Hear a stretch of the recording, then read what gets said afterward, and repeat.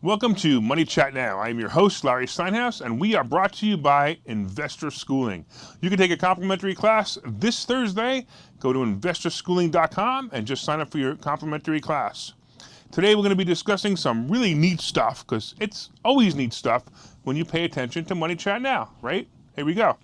We're going to be talking about the fact that the NASDAQ just almost hit a record today. The pandemic is still causing havoc.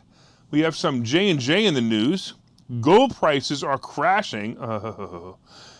And we also have some stocks that made some big moves today.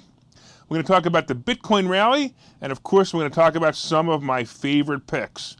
So the NASDAQ almost hit a record today, but it did close 6 days straight in a row of being up, which is pretty impressive. And it just missed the record by like that much, which is pretty awesome. But if you remember, the S&P and both the Dow hit records on Friday. So this market is just going and going and going. So you guys are going to ask me the most obvious question is, when do I think the market's going to end? It's not. The market is just going to keep going up forever. In fact, when I'm 107, the market's going to be 200,000. Actually, that's even possible, but I'm teasing a little bit. So the market's going up and going up and going up because good things are still happening. The economy is still good. There's still a lot of places that need people to work, which means that jobs are still available. It means that great things are happening. However, we have the problem, which is the next thing we want to talk about, which is the pandemic, and it's still causing havoc. I'm going to tell you that I really believe that the biggest problem we're having is government overreach and not necessarily the pandemic. But either way, it's the reaction of companies to the pandemic and or government overreach that are causing the problems. Look, more than a dozen U.S. companies, including Walmart, Google, Tyson Foods, and United Airlines, have recently announced vaccine mandates for some or all of their employees. And we talked about this last week. We talked about the fact that, hey, they're going to be mandating this. I also mentioned that they're going to be mandating it, but they're not going to make it official mandate until either it was like October 15th or until the FDA approves the vaccines. So they're basically kind of hedging their bet by going out in the public and saying, yes, we're gonna make vaccines mandatory, but it gives them some time to change their mind. And I don't know if they're going to or not, but it's still gonna be a problem. Right now, the Pentagon is to require all service members to get COVID vaccine by mid-September. And yeah, they're gonna have to do it because the service people are very simple. The service members are owned by the government and they have no choice. They're gonna have to do that. The U.S. reported a 7-day average of more than 108,000 new cases per day, up 36% from a week earlier, according to data from Johns Hopkins University. Now look, COVID is the Delta variant is a very fast-moving variant. So these numbers have to come down. If they moved up that fast, they're going to go down very fast, very soon. My only question is whether the news is going to report that they went down in time for people to get their head back to straight. COVID is weighing heavily on the financial markets, said Jim Paulson, chief investment strategist at the Luthen Group. The surge in cases continues to pressure the cyclical parts of the stock market, most including cyclical sectors like energy and industrials and small caps, and of course, the travel industry. Here's something else that's interesting too. Shoppers are growing more anxious to visit stores, while some are cutting back spending, according to a new survey from First Insight. So we have, for example, we have school coming up, and hopefully your kids won't have to wear a mask, and I'm sorry if they do. But we have school coming up, so we have school supplies coming up. So stores like Staples do very, very well right now. Stores like JCPenney's and Macy's do very well because of shopping for clothes.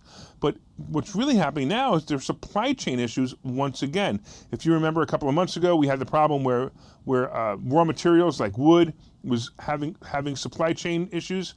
It looks like that may happen again, and that may slow down the back-to-school shopping season. Take a look, see what it is. See if you can't find stuff, if you can't find the things you need for your kids. That means that some of these stores were hit by the pandemic, and it might be a short-selling opportunity. Oil prices dropped on Monday, and they were building on last week's losses as rising COVID case caused concern of slowdown in demand. Once again, we've got oil slowing down because people think that, hey, they're not going to go to work again, they're not going to travel again, and I personally believe that a lot of people are fed up with this, and they're going to do their own thing anyway. I'm really curious to see what's going to happen if the mask mandate is turned back on, and see if we really get people, adhering to mask mandates or vaccine mandates. I'm just curious. I don't really know what's going to happen. I have an opinion, and my opinion is, yes, we're all sheep, and we're going to do it anyway. But there is some good news, though, and some good news basically says that, again, and I said this before, if the Delta variant is moving quickly, once it peaks, there could be a really broad rally. As a matter of fact, strategist Tom Lee told CNBC on Monday that he believes there could be a broad rally on Wall Street once the U.S. coronavirus case surges driven by the Delta variant crests and offers investors clarity on the trajectory of the pandemic recovery. So again, I keep telling you guys that I'm a big fan of holding on to or buying right now, buying options into January, February, or even just buying the stock of AAL, RCL, CCL, possibly Norwegian. I'm not sure if they just shot themselves in the foot with what they did in Florida. So for those of you who don't know what they did in Florida, what they basically did was they went to court and they challenged Ron DeSantis' decision that they can't ask for vaccine passports. Now, vaccine passports and what Norwegian is asking for, to me, are really two separate things. Norwegian is saying, look, we don't want you on our ship if you're not vaccinated. I don't really have a problem with them saying that. They're a private company, let them do whatever they want. But here's the thing, they're going to get less customers because there's a lot of people that don't have vaccines, and they're not going to want to be on there, or maybe they don't want to talk about it. But I also agree with Ron DeSantis saying that there shouldn't be such thing as a COVID passport to be able to walk into stores like they're doing now in New York. De Blasio and the pervert governor over there, they've been talking about having vaccine passports in New York City, which is ridiculous. I mean, you can't go into a restaurant unless you've been vaccinated. That's absolutely ridiculous, and that's what Ron DeSantis is trying to avoid. However, Norwegian is trying to avoid being sued or closed down. It's a little bit different. I think they have the right to ask for the vaccine passport or the vaccine proof, but I don't know how far they can go with that proof. All right, let's talk a little bit about J&J and their vaccine. So basically, CVS Health has stopped offering J&J single-dose COVID vaccine in its pharmacies, now making the shots only available in 10% of its retail locations, the company told CNBC. Now, here's something really weird about that, right? I know what's going on. I mean, look, I've been in business long enough to know that what's basically happening is 2 shots is 2 visits into CVS. 1 shot is 1 visit into CVS. So if I go into CVS 1 time, I only pick up my impulse items 1 time. If I go into CVS 2 times with the Moderna or the Pfizer shot, I get to go to CVS and pick up impulse items twice. CVS is brilliant by doing this. It's not fair. It's not right. It's not right for their customers, but they don't care about their customers. They only care about how much money they're going to make, and in fact, no one's going to notice it anyway. Now, you can still get the shots. You can still get the shots in minute clinics, and that's fine. But it's ridiculous. By the way, J&J responded. They said, "We remain committed in helping to end this deadly pandemic as quickly as possible. A single-shot vaccine that provides protection and prevents hospitalization and death is an important tool in the global fight against COVID-19. Evidence from our Phase 3 Ensemble study demonstrates the efficiency of the J&J single-shot COVID-19 vaccine, including against viral variants that are highly prevalent. Regardless of race, ethnicity, age, geographic location, and commodities, these results remain consistent." So basically, J&J is responding and saying, look, our vaccine works. Don't be a jerk. Anyway, we're going to be back in just a minute. Take a look at this commercial, and we'll talk to you then.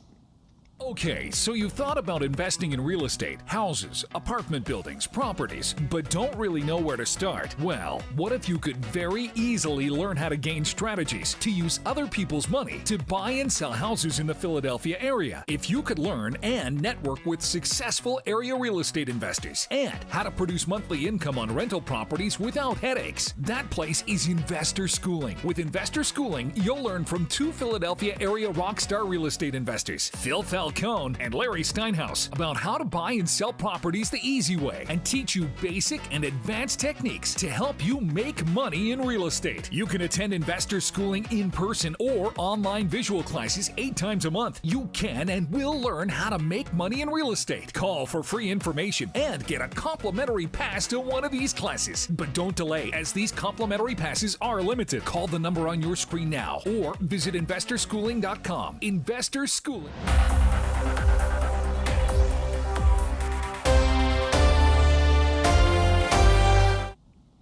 All right, welcome back to Money Chat Now. I am your host, Larry Steinhouse, and we were talking a little while ago, we were talking about the fact that the NASDAQ almost hit a record today, and that was on the heels of the S&P and the Dow hitting a record on Friday, and both of those pulled back a little. The Dow was down like 108 points. It was nothing, no big deal. We talked about the fact that the pandemic is still causing havoc. You know, it's just time to stop this nonsense already. We also talked about the fact that the J&J is no longer being, the CVS is no longer administering the J&J vaccine. That might be a play if you want to play that stock. It might be a play. I actually have it marked out for 175, and if it hits 175, I'd like to buy a put, and I'd play it down to 168. That would be my play on that. Let's talk about gold prices crashing. Oh my goodness, what the heck? So basically what happened was, I mean, by the way, so I don't even know if you know this, but gold suffered a flash crash overnight. Gold dropped overnight $60 or $60 an ounce, which is a lot and really fast. I mean, I was pretty excited that gold was over 1,800 for a little while again last week, and then it just dropped and it plummeted. Now, there's a couple of reasons that gold dropped. One is because basically what's happening again is we have the unemployment report, which was a good unemployment report. It basically said that most people are employed and there's still jobs out there and people are going back to work. And they're concerned that the Fed is going to pull back. They're basically going to pull back incentives, or they're going to pull back money, and they're going to make it, make it harder for people to get, I don't know, free money or whatever. So there may not be such a rush for people to put their money safely into gold. So people are saying, hey, why would I put my money into gold when I could put my money into other places? Now, I have another thought on this, and I'm going to get into that in a minute. But basically, again, it was all about gold prices. Gold prices went down basically because of, we had computerized selling, like stop outs, where people had stops on their gold and they sold it real quick. I think that's a mistake. I don't believe in stops because I believe that that's a big problem when you have stops. All right, let's talk about some of the big moves today. Tesla was a big move today. So Tesla's stock rose about 2% after Jefferies upgraded the company to buy from hold. The Wall Street firm said that Tesla was leading the way on earnings momentum and capital allocation. Jefferies hiked his price target to $850 from $700. Now, for a long time, I made fun of Tesla stock as an investment. Now, I don't understand. I mean, I'm not talking about it when it was 200 and you wrote it back up to 700. That was fantastic. But at 700, where it is now, that range, it makes it difficult to be a good play because the multiple, the price, the earnings per share was ridiculous. It was absolutely ridiculous how high it was. At one point it was 1,100. It's calmed down to about 350 to 400 now, which makes this a possible play. I mean, if they could get their earnings up even higher and bring that number down below 100, Tesla's going to rock, and I wouldn't even be surprised if Tesla does another split if it hits 1,000 again. So there might be a play here. It's not really one of my favorites because I think it's very, very high. As you know, I'm a stock options trader, so Tesla's stock options are way too expensive for me, and just too much risk in those stock option prices. But again, it's a lot of fun. It's a great stock. I think in the future it's going to have a run, but also going to have some major competition. I was reading some articles this weekend about the new electric cars. And not only does everybody have an electric car coming out, if you remember, Biden said that he wants to make 50% of the cars out there by 2030, which I find it hard to believe that could even happen, but he wants to make 50% of them electric vehicles, which is great. I mean, all of that is great. I just don't think it's going to happen by then, but a lot of competition. There's a lot of people out there competing in the electric car market, like Ford and GM and a bunch of other new people that we've never even heard of. We got Volvo, you got Audi. You've got sports cars coming out, sports car companies making electric cars. And the funny part is some of these electric cars, like Tesla and the Ford, will go to 0 to 60 in 4 seconds and they'll blow away any sports car out there that was gas anyway. I actually believe one of the biggest problems we're going to have with electric cars in the future is going to be being able to set up the charging stations fast enough. So if I'm going on a trip, and let's say it's a 500-mile trip, and my car only goes 200 miles or even 250 miles, I've got to recharge at least twice in order to get there. Now, right now, there aren't that many electric cars, so if I pull into one of those gas stations that have electric car chargers, the problem is it's going to take me a half an hour or so or more to charge up the car enough to get anywhere. It may not be enough to go finish my trip, but to get to the next charging station. But eventually, we're going to have 10, 20 cars lined up, and you're not going to be able to go on any long trips until the charging stations are built. And until then, it's not going to be a great idea. So let's talk about also another big move today was Coinbase. You know, I saw this. I didn't see it in time. It was like, I kind of like, I thought it was going to happen. And I made the mistake of hesitating on this one. I should have known better. When Bitcoin dropped, when Bitcoin dropped and when Ethereum dropped and everything dropped, everyone ran away from Coinbase thinking, hey, if we run away from Coinbase because we're scared of it, because, hey, people aren't buying Bitcoin anymore. No, people are still buying Bitcoin. They're still buying Ethereum. They're still buying all of the cryptos, and we're going to talk about that in a minute. And sure enough, what happens is when people are selling crypto or buying crypto, Coinbase makes money. Coinbase also has an earnings report coming up this week. I think it's this week or next week. And they're going to blow it out of the water because they're going to show everybody how much money this company really makes with people trading crypto.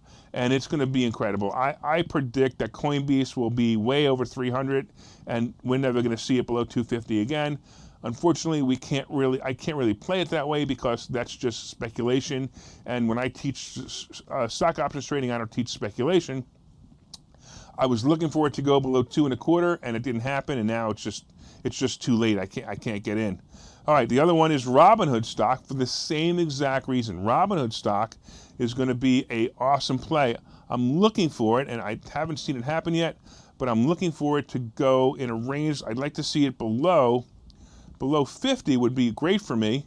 I'm waiting for it. Now, I bought it last week. I bought it at 36. I sold it at 72, and I was very happy about that. It's hovering in the 55 range. I'm almost at the point where I might say, hey, maybe we should buy this at 55 because I know this is going over 100 and it's going to happen soon. The question is how soon? Will it happen next month or will it happen next week? And I don't know. Will it hit 50 before it hits 100? I hope so because 50 is my buy price. So I'm just waiting. But sometimes I look at this and I go, look, I'm slightly 10% over my buy price. And I'm buying the stock. I'm not buying the option because the option is too expensive right now. So it might be a play for me to play it. It is what it is.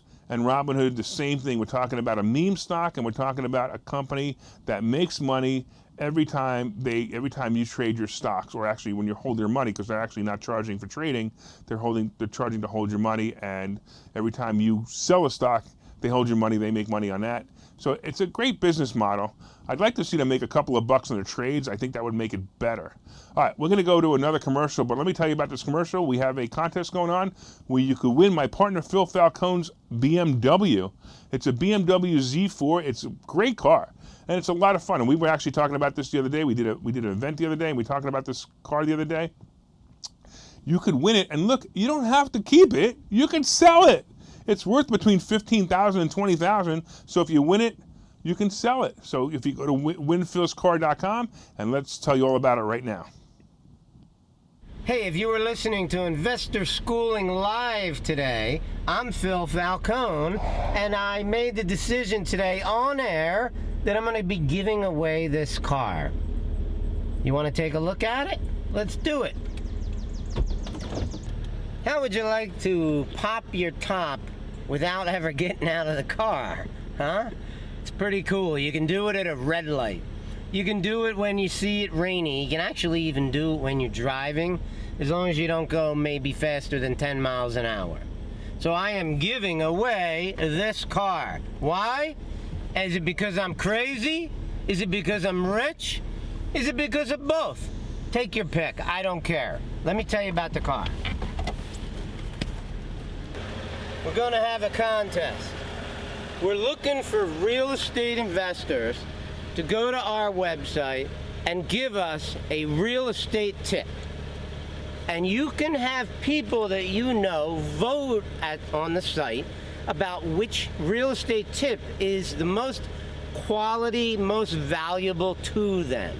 So let's just say that our contest is going to be looking for quality real estate tips and for votes. So you need to get your friends, your family, people who care about you, and real estate investors who are willing to go on the site and vote for it. And I will give you this car.